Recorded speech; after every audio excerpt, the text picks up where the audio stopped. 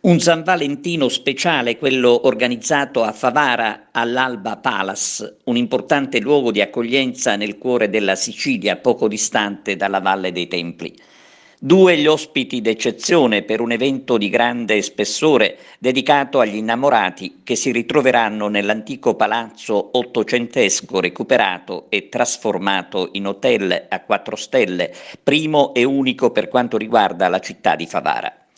Oggi sarà presente il maestro Mario Renzi, primo violino del Teatro Massimo di Palermo, il quale dedicherà la serata agli innamorati presso il ristorante dell'Alba Palace Le Traveggole. Domenica sarà la volta invece dell'attrice Sandra Milo. Nell'ambito dell'iniziativa, trattandosi di innamorati, è stato pensato di affiancare una collezione di abiti da sposa scelti e selezionati dallo storico marchio di Canicattì Midia.